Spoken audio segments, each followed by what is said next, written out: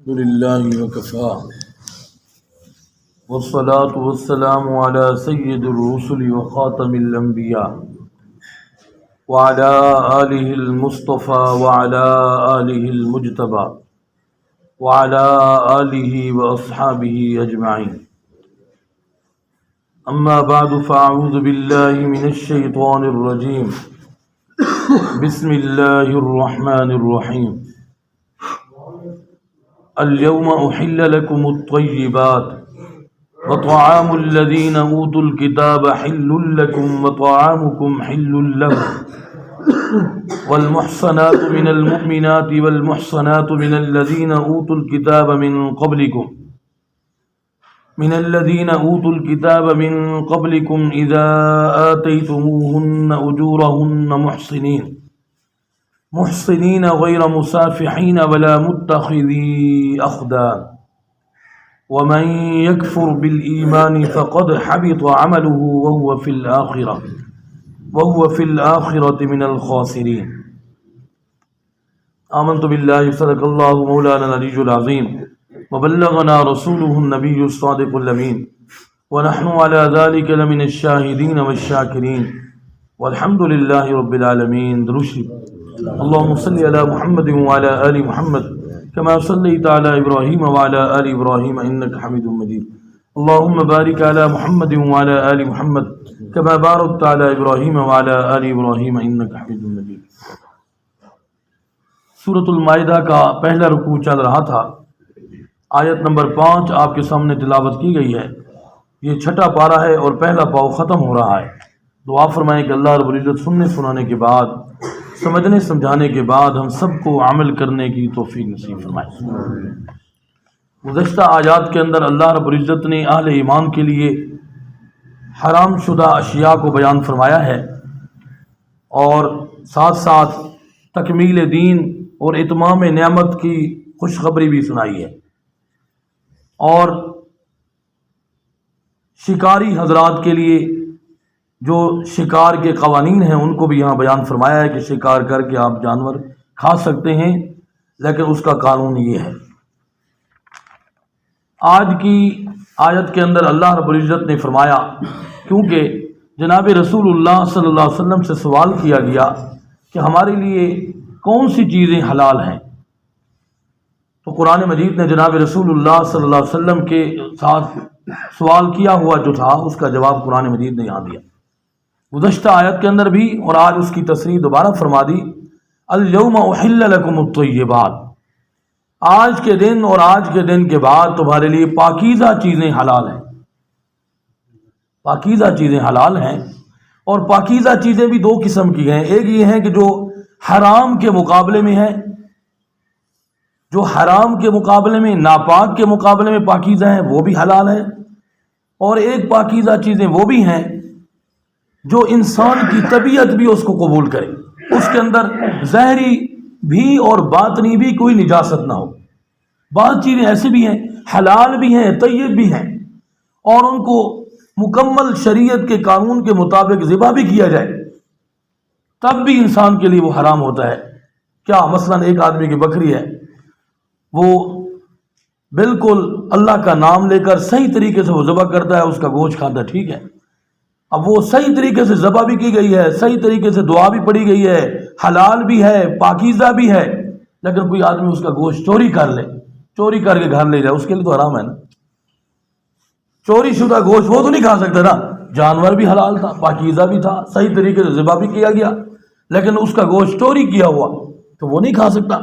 تو فرمایا پاکیزہ چیزوں کے اندر بھی پھر خفیہ ایسی چیزیں ہیں، ایسی بات ہے، ایسی نجاست ہے جس کو انسان سمجھے کہ وہ پھر ناجائز ہو جاتا ہے کھانا. تو فرمایا پاکیزہ چیزوں کو اللہ رب العزت نے آپ کے لیے حلال قرار دیا.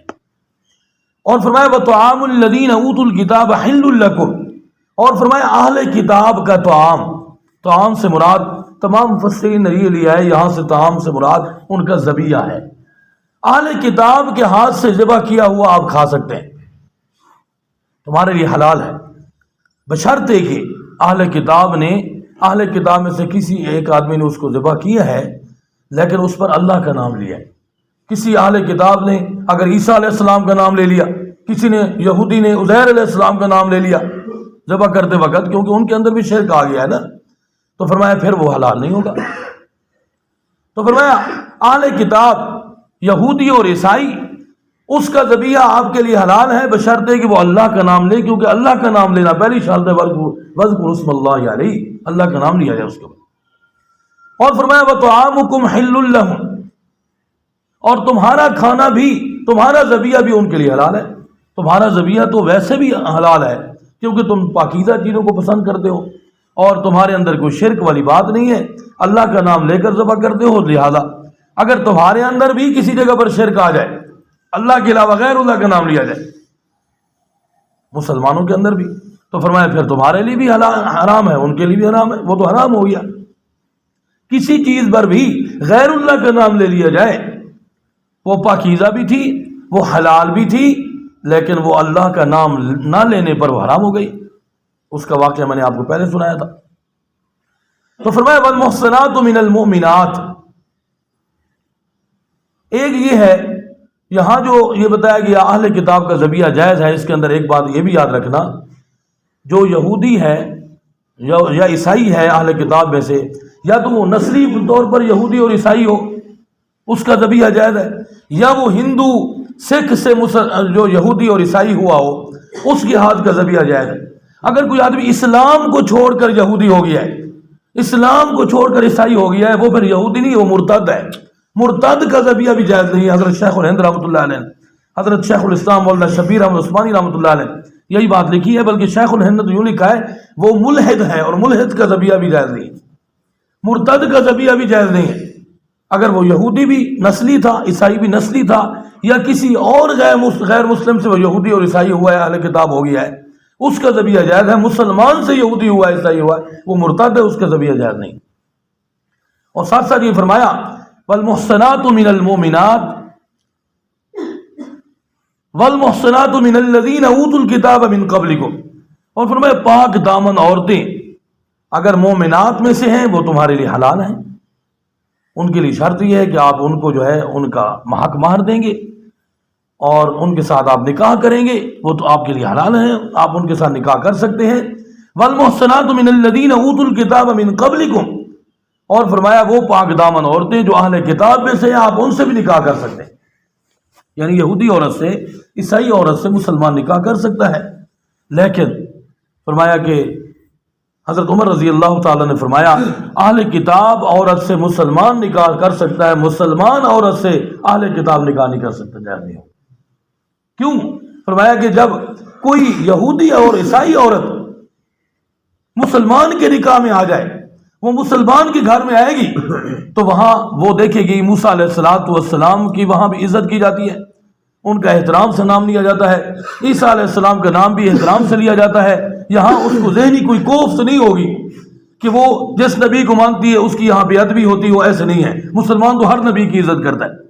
لیکن اگر کوئی مسلمان خاتون کسی یہودی کے گھر میں جائے گی اور عیسائی کے گھر میں جائے گی، وہ نبی پاک صلی اللہ علیہ وسلم کی توہین کرتے ہیں، وہ بے ادبی کرتے ہیں، تو اس کو ان کے گھر میں کوفت پہنچے گی، لہذا مسلمان خاتون جو ہے وہ کسی اہل کتاب سے اس کا نکاح جائز نہیں۔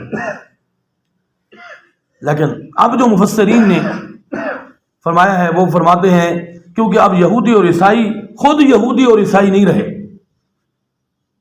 ان کے اندر مکمل طور پر شرک آ گیا ہے، مکمل طور پر وہ دہری ہو گئے ہیں، مکمل طور پر وہ ملحد ہو گئے ہیں، ان کے اندر اہل کتاب والی کوئی بات رہی نہیں ہے، لہذا اب ان کا ذبیحہ بھی جائز نہیں ہے۔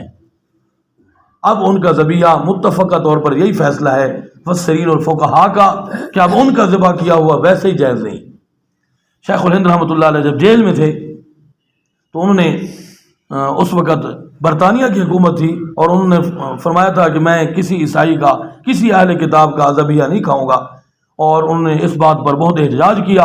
6 مہینے تک عدالت میں یہ مقدمہ چلتا رہا کہ ہمارے لیے جانور زندہ لے آؤ، ہم خود ذبح کریں گے تو گوشت کھائیں گے، ورنہ تمہارا ذبیحہ ہم نہیں کھائیں گے۔ 6 مہینے کے بعد ان کی بات تسلیم کی گئی، انہوں نے فرمایا کسی اہل کتاب کا ذبیحہ جائز نہیں۔ اب کیونکہ اب وہ اہل کتاب ہی نہیں رہے، ان کے اندر شرک آ گیا مکمل طور پر، اور مشرکہ عورت کے ساتھ نکاح کرنا بھی جائز نہیں ہے، مشرک کا ذبیحہ بھی جائز نہیں۔ وَلَا تُنكِحُوا الْمُشْرِكَاتِ حَتَّى يُؤْمِنْ، قرآن مجید نے اس کی تصریح فرما دی کہ کسی مشرک عورت سے آپ نکاح نہیں کریں گے۔ تو یہاں اللہ رب العزت نے یہی بات فرمائی، والمحصنات من المؤمنات والمحصنات من الذین اوتوا الکتاب من قبلکم، اور فرمایا پاک دامن عورتیں مومنات میں سے ہوں یا اہل کتاب میں سے ہوں، ان کے ساتھ نکاح کرنا جائز ہے، پاک دامن ہوں۔ اذا آتیتموہن اجورہن، بشرطے کہ آپ ان کو ان کا حق مہر دیں گے، ان کا حق مہر ادا کریں گے، اور آپ کی نیت بھی نکاح کرنے کی ہو، آپ کی نیت بھی نکاح کرنے کی ہو، غیر مصافحین، نہ کہ محض شہوت رانی ہو، شہوت کو مکمل کرنے کے لیے آپ ایسا کریں، یہ نہیں ہے، بلکہ آپ ان کے ساتھ صحیح انداز سے نکاح کرنے والے ہوں گے، ان کا حق مار دینے والے ہوں گے، اور ولا متخذی اخدان، نہ کہ خفیہ طور پر آپ دوستی رکھنے والے ہوں گے، خفیہ طور پر آپ کسی کے ساتھ دوستی رکھیں اور پھر کہیں اس طرح میرا گزر اوقات ہو جائے، تو فرمایا یہ شریعت نے اس کو حرام قرار دیا ہے۔ آپ اس کے ساتھ نکاح کریں اور اس کا حق مہر ادا کریں، اور آپ ان کے ساتھ جو نیت ہے وہ نکاح کی کریں گے، اور فرمایا کہ یہ قرآن مجید کا حکم ہے، لہذا قرآن مجید کے احکامات پر مومن کے لیے چاہیے کہ وہ قرآن مجید پر عمل کرے۔ وَمَن يَكْفُرْ بِالْإِيمَانِ، اور جو آدمی ایمان کے ساتھ کفر کرے گا، یعنی ایمان لانے کے بعد اس کی حالت یہ ہو کہ اعمال اس کے کفر والے ہوں۔ ایک تو یہ بھی ہے کہ ایمان لے آئے ہے، اپنے آپ کو مومن کہتا ہے، مسلمان کہتا ہے، اور اعمال سارے کفر والے کر رہا ہے، کافروں والے کر رہا ہے، شریعت کی خلاف ورزی کر رہا ہے۔ ایک تو اس کا مطلب یہ ہے۔ دوسرا یہ ہے وہ ایمان لانے کے قبول کرنے کے بعد پھر ایمان کو چھوڑ کر اس کے ساتھ کفر کرے، مرتد ہو جائے، تو فقد حبط عملہ، حقیقت یہی ہے کہ جو آدمی مرتد ہو جاتا ہے اس کے اعمال کو ہمیشہ کے لیے برباد اور تباہ ختم کر دیا، اس کے اعمال ضائع ہو گئے، وہ فی الآخرۃ من الخاسرین، آخرت میں وہ خسارہ پانے والوں میں سے ہوگا، جس نے اسلام کی حقانیت کو سمجھ کر بھی اسلام کو چھوڑ دیا اور اسلام کے ساتھ دھوکہ کیا۔ تو دیکھیں قرآن مجید شریعت نے یہ فرمایا کہ مرتد کا ذبیحہ بھی پھر جائز نہیں ہے، مرتد بہت ہی خطرناک ہے اسلام کے لیے۔ اہل اللہ نے یہ فرمایا ہے جو قادیانی ہیں یہ کافر بھی ہیں، مرتد بھی ہیں، مرتد بھی ہیں، لہذا قادیانیوں سے کسی انداز سے تعلق رکھنا اور وہ جناب رسول اللہ صلی اللہ علیہ وسلم کو تکلیف پہنچانے والی بات ہے، اس لیے ہمیں ان سے بالکل ہر لحاظ سے، اور آج کل آپ کو بتا دوں کہ قادیانی آپ کے سامنے جب آپ سے دوستی رکھیں گے، آپ کے بچوں سے دوستی رکھیں گے، آپ سے تعلق جوڑیں گے، وہ آپ کو نیک بن کر دکھائیں گے، نمازی نظر آئیں گے، تلاوت کرتے ہوئے نظر آئیں گے۔ ہم کوئٹہ میں تھے تو مسجد میں نماز پڑھنے کے لیے جاتے تھے، ایک گھر سے روزانہ نماز سے پہلے قرآن مجید کی تلاوت کی بڑی آواز آتی تھی۔ میرے دوست قاری صاحب نے کہا یار اس گھر سے روزانہ تلاوت کی آواز آئی، میں نے کہا یار اس سے ملاقات کرے، وہ اچھا بندہ ہے، پتہ چلا وہ قادیانی۔